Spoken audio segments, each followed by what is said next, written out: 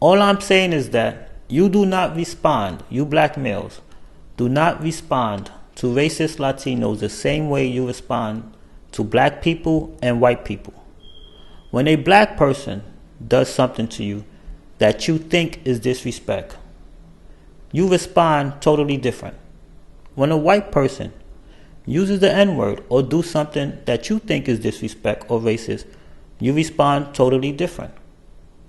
When a Latino person does something that you know is disrespect, you don't respond at all. They've been using the N-word for 60 years. You haven't responded to that. In jail, Rikers Island jail, the Latin Kings was beating the brakes off black people until black people had to come together and create the New York blood gangs. That's how much they was beating the brakes off of you. Not letting you use a phone, taking your sneakers, taking your clothes, robbing you, cutting you up with razor blades, treating you like an animal until you had to form your own gang to defend yourselves. You let them use the N-word. They took your jobs, all these minimum wage jobs. They took it from you. Your resources, they took it from you. Your black female, they took her from you. And now they're physically removing black people out of their homes and apartments. You have not responded to any of these things, except for you getting the brakes beaten off of you in jail. You responded by creating the Bloods and you started fighting back. But the other things I've mentioned, you still haven't responded. Nah, if you're going to be a thug, be a thug. But you got to keep it real though. Don't half-step. Go all the way with it. Don't half-step. Nah, if you want to be a thug, be a thug. But you got to keep it real though. Go all the way with it. And that's what you're not doing. This is why I don't believe this thug stuff that you'll be talking about and doing. Because you're only doing that to a certain demographic of people. You're only beating up, committing crimes against other black people, white people, and Asian people. For some reason, you avoid confrontation with racist Latinos. That's why this thug stuff that you do is all a facade. That means it's fake. You're pretending. And listen, in prison, black gang members are afraid of the Mexican and Latino gang members. Yeah, I said it. They ain't as organized and they don't get as much money. I mean, I don't care where you at. California, New York, Florida, I don't care where you at.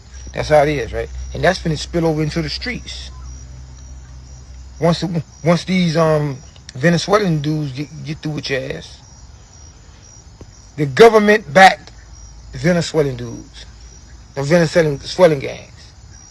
I mean, black gangs ain't got no, even in the streets, they ain't got no economic power, political power, or nothing, right? Black gangs got short arms. They can't reach it nowhere outside of their block anyway. So listen, black gangs are only gonna be good for setting trends, like crip walking, wearing your hats and your colors. You know what I mean? 2 more years, that's all it's gonna be. Y'all knew it like dreadlocks. Like what dreadlocks stood for. You know what I mean? It was like a natural rebellion type of the kinky hair and all that. And then like we turned it into a stylist like dreadlock, where we got to tape up and it was like a pretty boyish. You know what I mean? We wasn't no rough around the edges dreadlock dudes, right? The American. We turned into like a pretty, you know what I mean? That's how watered down the black game's gonna be once these Venezuelan dudes get through with your ass. See, but I ain't mad. So all the young dudes, man, get your hustle, get your trade, get your job, get your career going, and let them have them streets. Let the Venezuelan dudes have the streets, man. Venezuelan gangs taking over apartment complexes and hotels in Colorado.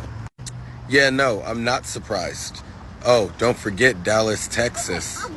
You think that's the only state on the list? I told y'all they were here to weaponize against us. I told you, in my opinion, they are all over the world getting in place, and we are all in the middle of this invasion. They brought them over here. They depleted our resources by giving them all of our resources.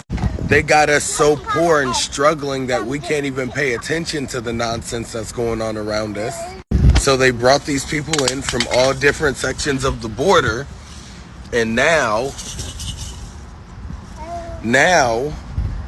they're weaponizing against us, robbing gun stores, posing as Amazon drivers, basically going around collecting the rent. And man, none of this surprises me. They brought them over here, gave them all our resources, and then took all of our resources away from them. What did you expect them to do?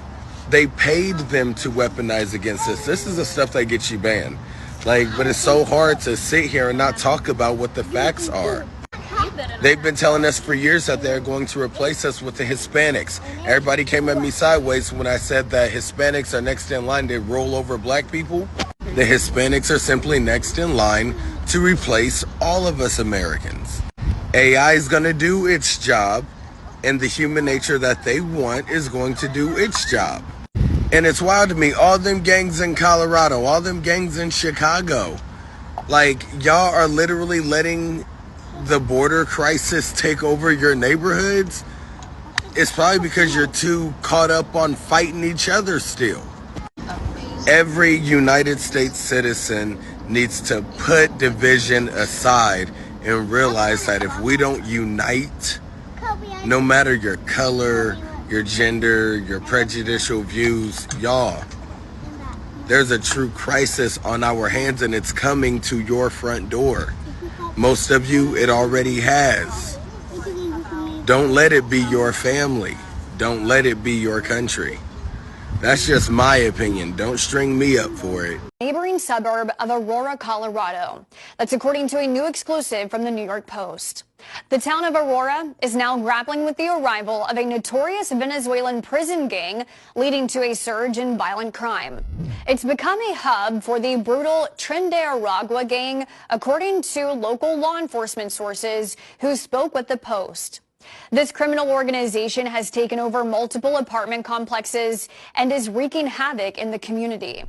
Since December of 2022, Denver, often described as an immigration sanctuary city, has seen more than 40,000 migrants arrive from the southern border, making it a leading city in migrant arrivals per capita.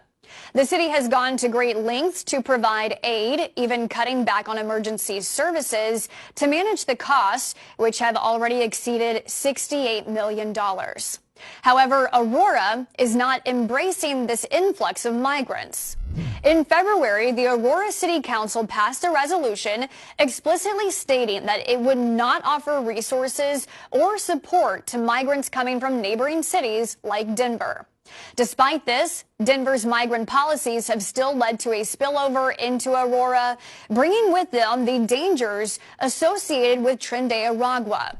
Sources tell the Post one local gang leader, known as Galleta, which means cookie in Spanish, has set up operations in Aurora, leading to a gang takeover of an apartment complex that since has become a hotspot for crime. This particular gang is linked to a series of violent crimes across the U.S., including the murder of Georgia nursing student Laken Riley earlier this year and the shooting of 2 NYPD officers in June. Last month, the U.S. Department of Homeland Security warned Tren de Aragua leaders gave members a green light to shoot Denver police officers who interfere with their criminal activities. In response to the escalating threat, the Aurora Police Department has teamed up with the Colorado State Patrol and the Colorado Bureau of Investigation to form a task force.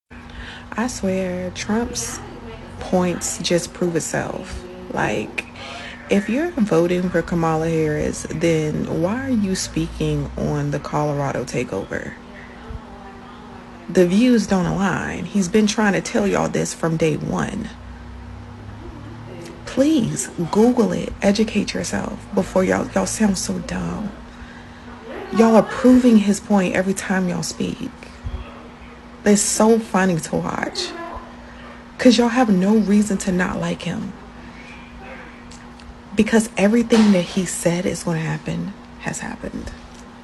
Just to the folks in Aurora, Colorado. It's losing all their apartment complexes to the Venezuelan gangs, and they're getting their jewelry stores robbed, and people are getting jacked out on the streets and things like that. To the people in Aurora, Colorado, no one's coming to help you. You do understand that, right? The cops are not helping you. The feds are not going to help you. The government's not going to help you. The National Guard is not going to help you.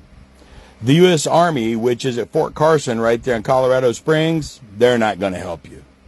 The biker gangs they got around there, things like that, they're not going to help you. The rival gangs that run around there in Aurora, yeah, they're not going to help you either.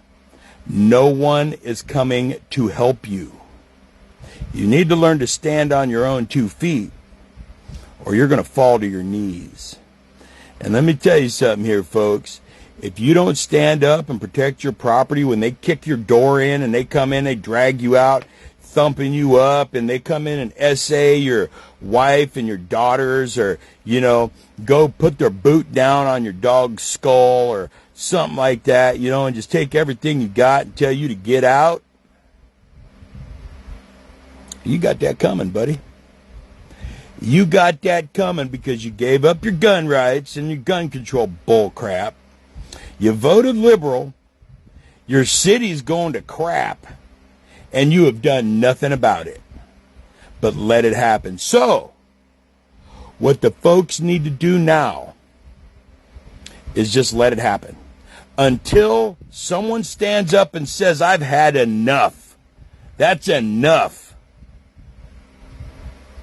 What's it going to take, folks?